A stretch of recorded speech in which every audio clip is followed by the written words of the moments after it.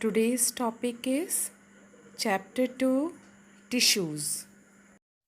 In multicellular organism, we can observe division of labor, that is, the distribution of different functions among different parts of the body of organism. Plant tissues are divided into two main categories based on the availability to divide, that is, meristematic and permanent tissues. Further, meristematic tissue is subclassified into apical meristematic, intercalary, and lateral meristematic tissue. So, I am going to tell you about the features of meristematic tissues. Number one, they consist of undifferentiated actively dividing cells. Number two, they are found in growing regions of plant. Number three, the site or the region in plants where new meristematic cells are found are known as meristems. Point number 4, the meristematic cells are living, small, thin wall cells with a spherical, oval, polygonal or rectangular shape. Point number 5, these cells are arranged compactly, thus lack intercellular space. Point number 6, the characteristic feature of these cells is prominent nucleus, dense cytoplasm without a vacuole, thin cellulosic wall. Seventh, the cells have the power of repeated divisions which later after differentiation become permanent tissues. Functions of meristematic tissues are: number 1, they are responsible for the growth in plants and increase the length and girth of the plant body. Number 2, they help in healing up injured parts by producing new cells. Number 3, they act as a primary tissue for development of other tissues. On the basis of location, I told you meristematic tissues are of three types. Number 1, apical meristematic. They are found at the tips of roots and shoots. They help in increasing the length of the plant. Number 2, intercalary meristem.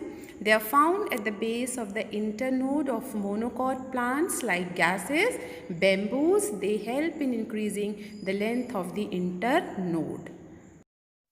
Third, lateral meristem, they are found on the sides of the root stem and its branches.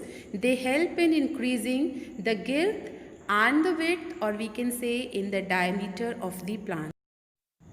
These tissues are formed from the meristematic tissues after they have lost the ability of division and have attained final shape, size and function. So, the process of taking up a permanent shape, size and function is called differentiation.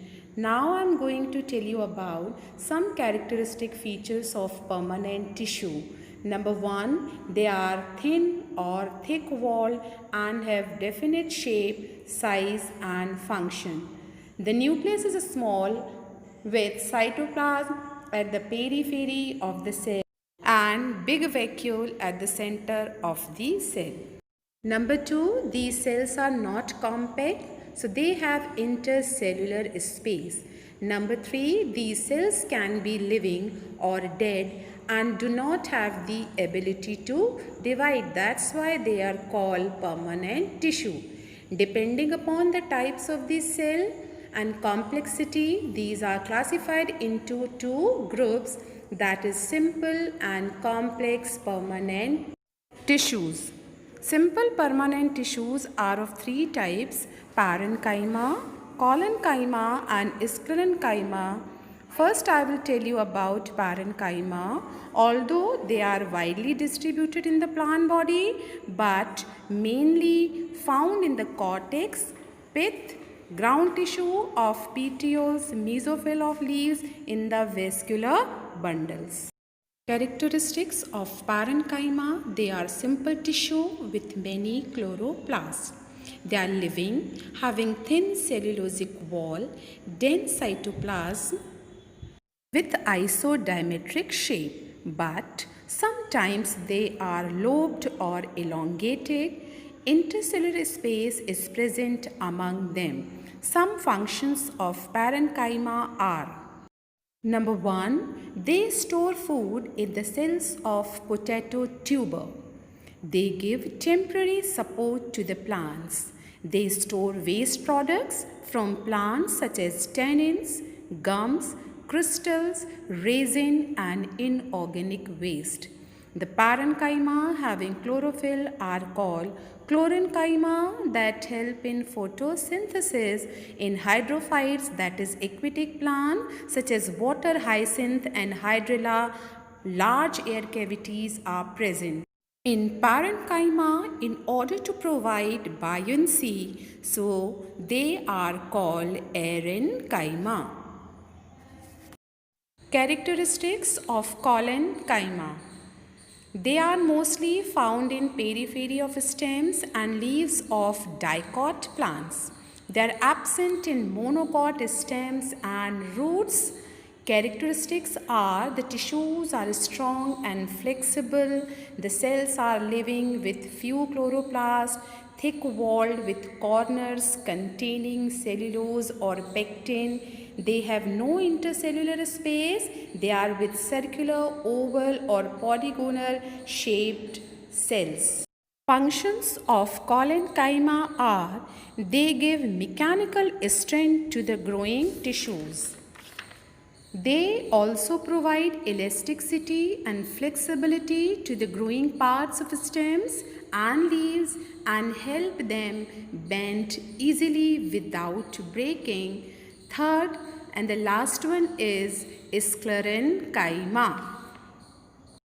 Sclerenchyma are found around vascular tissue or the groups in stem, roots and leaves. These tissues are found abundance in fiber yielding plant such as flax, jute, etc. Some of the characteristic features are: the cells are dead with hard, rigid, lignifying, thick-walled cells. The lignin present make them waterproof. Point number 2, no intercellular space is found. Children, in this Sclerenchyma, there is no intercellular space. The cells are compactly arranged due to the regular deposition of lignin. So, lignin is a complex polymer that functions as a motor and strengthens the structure of cells. This has mobility and good resistance to tensile and compression. High tensile strength means that stretching does not break easily, and high compression strength means it does not buckle easily. Lignin makes the cell wall impermeable so that important substances do not move outside the cell. Another point is, due to the shape, Sclerenchyma is either elongated like fiber or isodiametric like stone cells or grid cells or sclerite. The Sclerenchyma fiber or sclerite both contain thin areas which are called pits. So what are pits? The unthickened area where there is no deposition of lignin is called what? Pits. Functions of Sclerenchyma are: number 1, it is a chief mechanical tissue in the plants which give mechanical strength to the plants. Fibers found along with the vascular tissues below epidermis act as supporting tissue. They give protection to the plant body. Coconut husk is made up of Sclerenchyma tissue which is present in the mesocarp of coconut fruit. It yields coir, a well-known fiber used for mats, ropes and brushes. Jute is also a thick Sclerenchyma fiber. Sclerites are the gritty part of the most ripe fruits and contribute to seed coat and nutshells with hardness. For example, the hard grit in a pear fruit is due to sclerized children. That's all for today's video. Thank you and have a good day.